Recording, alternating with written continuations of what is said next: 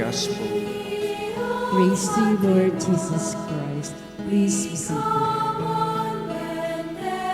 My dear brothers and sisters, as we have heard in our introduction today, we celebrate today one of the most important devotions of the church, considered to be the second devotion, most popular devotion in the Catholic devotion, is the devotion to the Sacred Heart of Jesus, that we celebrate usually after a Friday after the, the Most Holy Trinity. And of course, tomorrow after this Most Sacred Heart, we also celebrate the Immaculate Heart of Mary, whose feast day will be celebrated tomorrow. And just a short history of this devotion that we might as well consider to understand again, because we know usually we tend to forget things. This is regardless of our age, most often.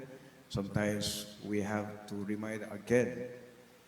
And to have a meaningful celebration of this solemnity of the Most Sacred Heart of Jesus, then we might as well ask the very meaning, the very purpose, and the very significance of this devotion. And you, you cannot really actually uh, separate the devotion to the Holy Rosary and the devotion of the Most Sacred Heart of Jesus.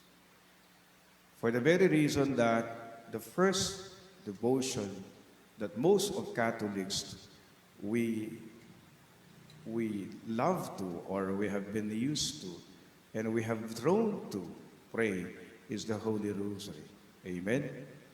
And secondly, the second devotion, which is now we celebrate, is the devotion to the Sacred Heart of Jesus. What does it mean, of this devotion to the Sacred Heart of Jesus? It means that the infinite love and mercy of God is shown in many different metaphors and symbols. The infinite love of mercy of God, just like shown in the baby Jesus in the manger, the Good Shepherd, for example, the crucifix, the divine mercy image, and of course, the image of the infinite love and mercy of God now that we have in our sight is the divine, the Sacred Heart of Jesus. That whenever we look at this image, it draws us to remember that indeed God, who is loving and merciful, whose love and mercy is infinite. In which, my dear brothers and sisters, this is what we are drawn closer to look at the very heart of Jesus, who is the fountain of mercy and love. Napaganda po, no? Na naniniwala po tayo na araw-araw sa ating buhay, pinapalala po sa atin ang dakilang pagmamahal at awa at habag ng Diyos sa atin. Na ito po rin po yung dahilan kung bakit patuloy po tayong naniniwala, nagtitiwala, at higit sa lahat, nagpapasalamat sa Diyos. Dahil kailanman ang Diyos ay di nakalimot. Kailanman ang Diyos ay ganap at likas na mapagmahal at maawain. Amen? And we know that the devotion of the Sacred Heart, as I've been mentioned a while ago, has been promoted by Saint Margaret Mary Alacoque, who was then a nun of the Visitation Convent at Paray-le-Monial in France. And there were apparitions of our Lord to Saint Margaret Mary. No? So, maraming mga mystical experience and also messages to Saint Margaret Mary from 1673 to 1675. And we see that the very last words of our gospel reading today says, "They shall look on him whom they have pierced." They shall look on him whom they have pierced.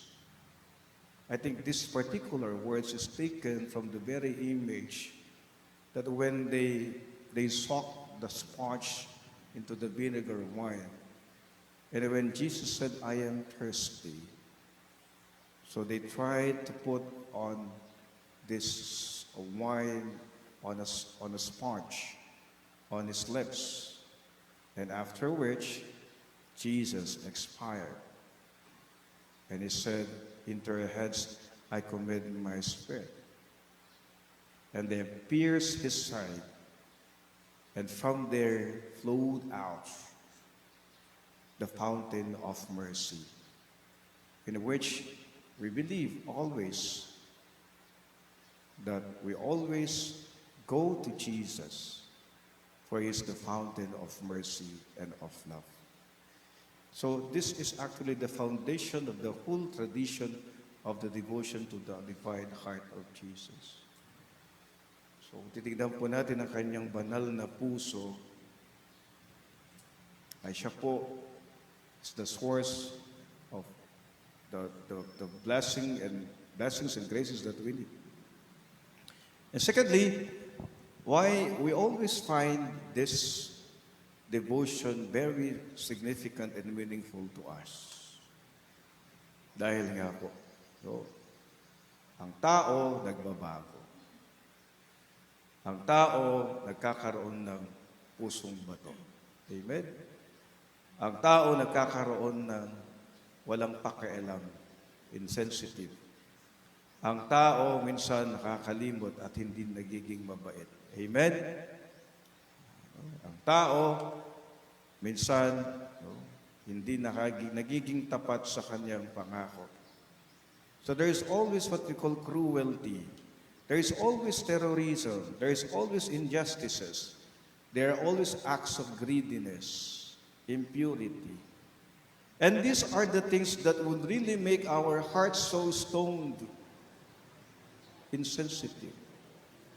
There are widespread what we call acts of insensitivities and indifferences.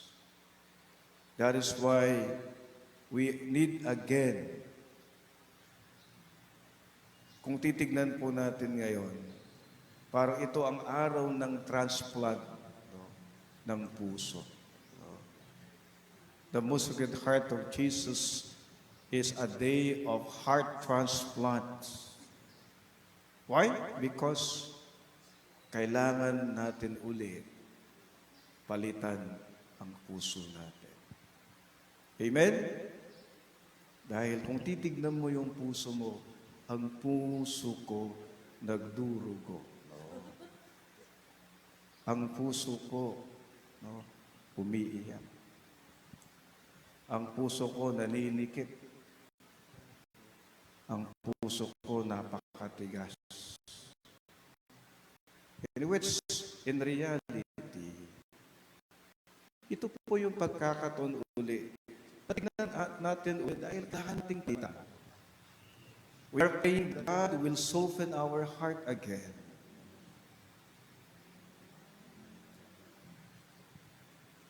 We are praying that God will make our heart elastic. No, hindi enlargement, ha? Elastic. Dahil minsan, ang mga puso natin nagiging maliit, hindi malaki.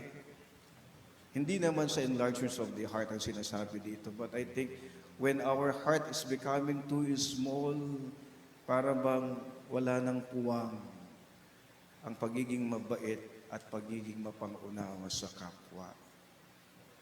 We need to have our heart again sensitive.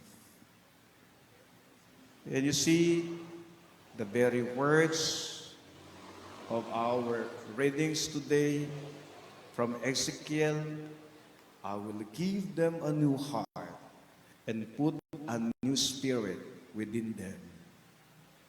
Listen, I will remove the stony heart from their bodies and replace it with a natural heart. The Sacred Heart of Jesus should be the ideal heart for medical procedure or heart transplant. Amen? Kaya nga, yung mga siguro nag-heart transplant, ito yung talagang nararamdaman nila. Para bang, let's take good care of our hearts. Because only by taking good care of our heart,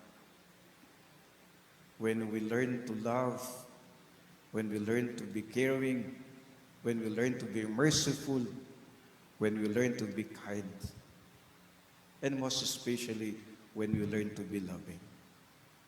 Jesus said, "Learn of me, for I am meek and humble of heart."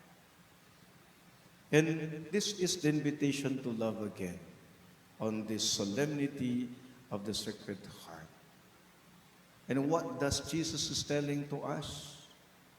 Let us love others selflessly, unconditionally, and sacrificially, expressed in the loving and humble service to others.